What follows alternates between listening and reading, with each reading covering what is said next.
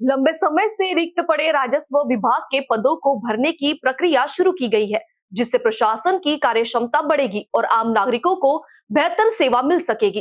राजस्व मंत्री चंद्रशेखर बावनकुले ने नियोजन भवन नागपुर में पत्रकारों से बातचीत करते हुए प्रशासन और राजनीति से जुड़े कई अहम मुद्दों पर जानकारी दी।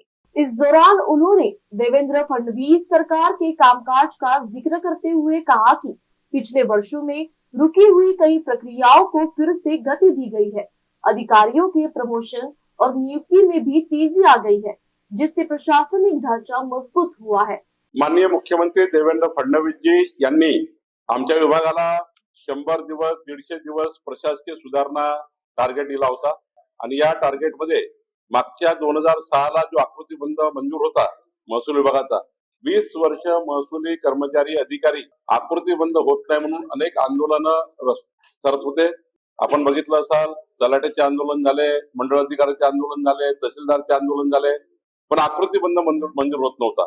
पण आज शासनाने 35,876 पदांचा तलाठी ते ऍडिशनल कलेक्टर असा आकृतीबंद मंजूर केला। मुद्रांक महानिरीक्षकचाही आज आकृतीबंद मंजूर झाला, आयजीआरचा आकृतीबंद मंजूर झाला, जमाबंदी आयुक्ताचाही झाला।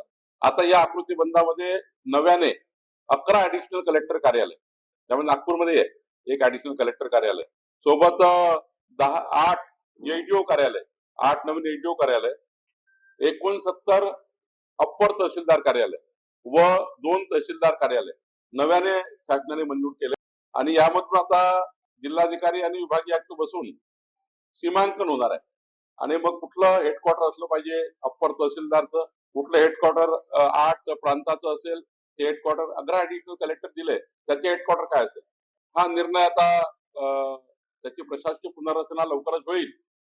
पण मला या गोष्टीचा अभिमान आहे देवेंद्र फडणवीसचं सरकार गतिमान सरकार, पारदर्शी सरकार आणि लोकाभिमुख सरकार म्हणून जे जनतेला प्रशासकीय कामाकरता हेलपाटा मारावं लागतं आणि एकंदरीत विकसित भारत 2047 चा संकल्प आपण करताना प्रशासकीय सुधारणा हा अत्यंत महत्वाचा भाग हा प्रशासनाचा असतो, शासनाचा असतो। यापूर्वी शासनाने केलेल्या निर्णयाच्या व्यतिरिक्त माननीय देवेंद्र फडणवीसचं सरकार, आमचं सरकार हे प्रशासन जोपर्यंत मजबूत होणार नाही त्याला पूर्ण पाठिंबा मिळणार नाही, पूर्ण ताकद प्रशासनाच्या मागे सरकार उपलब्ध करणार नाही तोपर्यंत अधिक गतिमान शासन होणार नाही।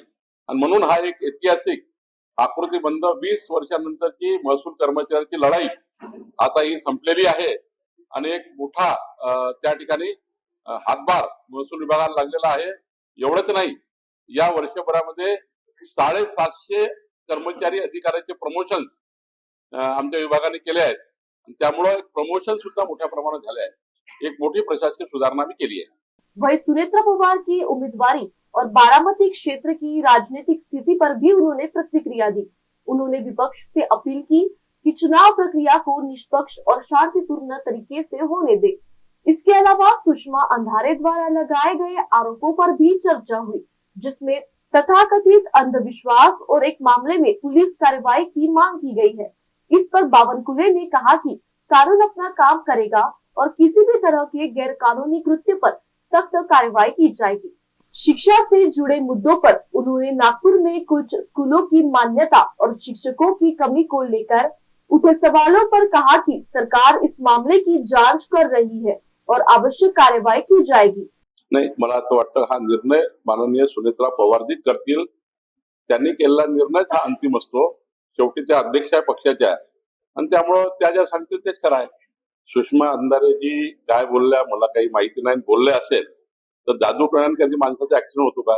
कोणावरही काही फुली मारली असे जर लोक मरायला लागले फुलीवर तर मग जो खरा ठरवेल तो मरेल, याला अर्थ नाहीये। या भोंदूगिरीला जादूटोण्याला अर्थ नाही, जादूटोणा भोंदूगिरी पापच आहे। त्यामुळं सुषमा अंधारे म्हटलं फुली मारली तर ते त्याच्याने जात होतं काही, असे काही ऍक्सिडेंट फुली नाही होत। चौकशी होऊन कारवाई करू।